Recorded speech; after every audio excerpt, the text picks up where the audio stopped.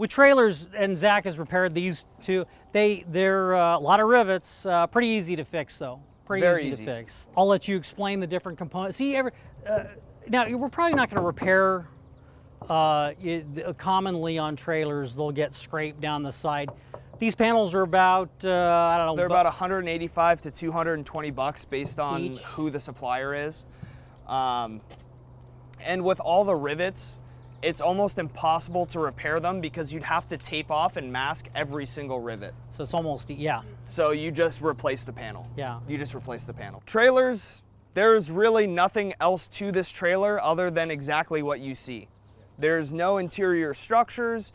Anywhere you see vertical rivets, it's a post. It's a vertical reinforcement. They're really inexpensive. They're only about 60 bucks a pop, 60 to 80 bucks a pop.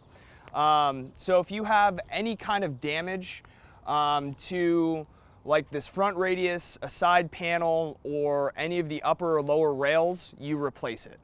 When it comes to sectioning rails and roofs, I never did it. They always leak. They look really bad aesthetically, and it's not a satisfying repair. You can do something that's temporary, and there's actually an example of it on the other side of the trailer. Looking at a trailer, you know, like you guys said, it's a skeleton. There's nothing to it. Sometimes you have scuff boarding in here, sometimes you don't. Just kind of depends on what they haul. You can see metal posts in there with slots in them. It's called E-track. It's how they secure loads down. If they have pallets or anything else, they can strap everything down, make sure it doesn't roll around, fly through the side of the trailer. This is your ICC bumper. This is basically what's going to stop you from giving yourself a sunroof or a convertible going under the trailer. Most of them are welded on, but some of them are bolted. You can see this one's bolted.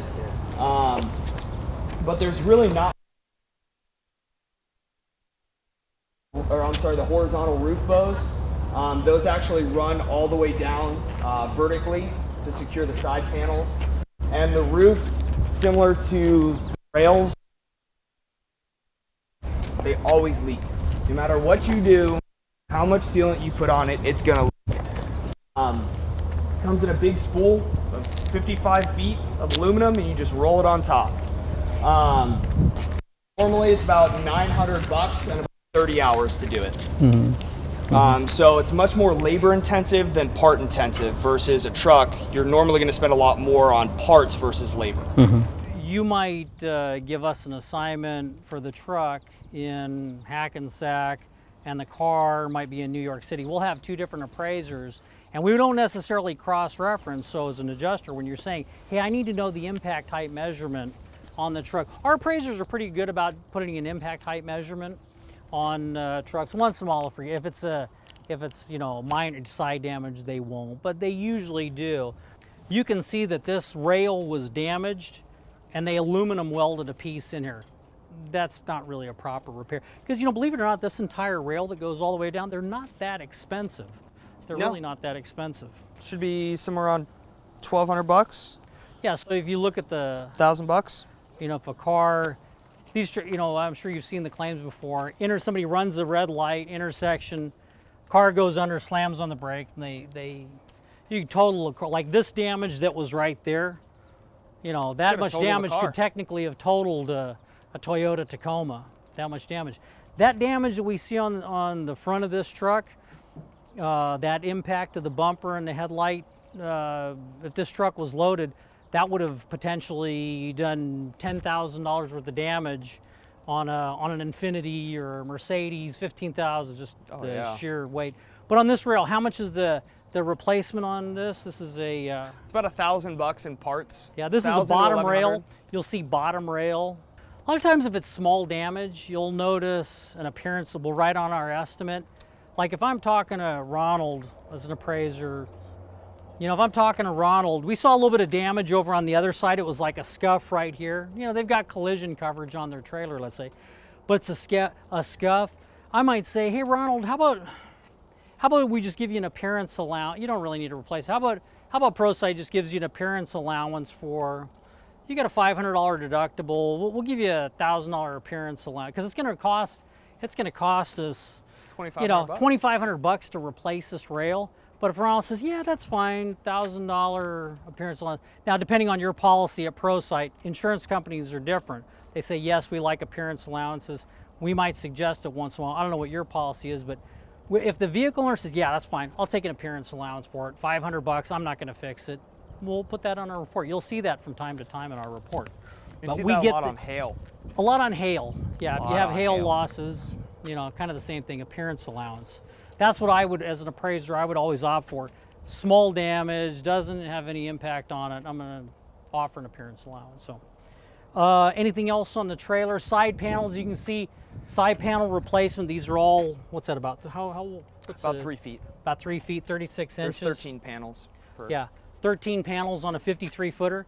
The back doors on these, each door assembly, that's a pretty common loss. The back doors will get damaged. What are they, about 1,400 a piece? For you can get a LKQ. We would always go LKQ on a door assembly. An LKQ door will be somewhere around $500-600. A new door that's finished white will be about $1,200-1,300. If it has some sort of corrugated panel or stainless panel on the outside, you're looking about $1,600.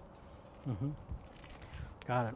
Okay. Oh, just to note, we talked about overlap earlier and deductions for adjacent panels and how AdjustRite will automatically calculate that. You can also see on these panels, I wrote initial panel and then the next panel.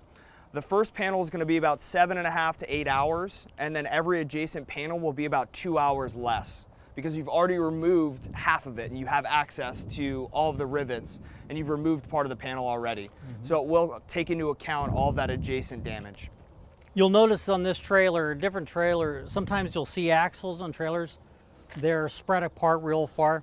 This is a slide. It's a slider, but it's not Yeah. a split. It's not a split, so this is a slider trailer. And again, that makes the difference when we're doing a total loss evaluation on a truck. We're gonna see if it's a fixed rear axle setup, if it's a slider. Like this, depending on the weight on the truck, you'll move, or like city driving. Ronald, when will you move all your, like he can move all these axles right now. Places when you go low and you're getting loaded, they want you to move your tandems all the way to the back. So like if you These have, letterings right here are for certain states you go through. Like this right here is for California, and these two are like, Midwest is real funny about your tandems. Over here, but this is the California where they want your tandems have to be at there all times. so if you're taking a load to California, Yeah, you gotta move your wheels then back. you got to move the center of this to the C. Yeah, to the sea. Yeah, so he And can then actually you slide operate it. it. It's an air tandem, so push the button in, lock the brakes, push it back, slide right in. Pull the button out. And that's for weight distribution. So like if Weight you have it, distribution, yeah. everything. What? How much weight can you put in the with your gross vehicle weight? How much can you put in here before you're overweight? It gets tricky at around 45,000 pounds. Yeah. It gets tricky right there. Some people will go to 46, 47. It gets real tricky, but with a sleeper, which is a double bed, it's a bigger truck. When you get to about 45,000 pounds, you get real close. Yeah. to Yeah. the gross vehicle weight. It's about The 40. total- The About total is 80. yeah, 80,000 pounds gross vehicle weight, including the weight of the trailer, the truck, and the it has to cargo. be distributed right. So Yeah. sometimes you might get to a weight scale, and Move on the bus. it says the weight is wrong on here, and they'll tell you, you gotta pull in, push your tandems back. The weight has to be distributed right. Right. That has everything to do with it. Got it. Interesting. Good info. All right, with the trailer, any questions on the trailer? Pretty straightforward. Let's move over to the bus. Yeah.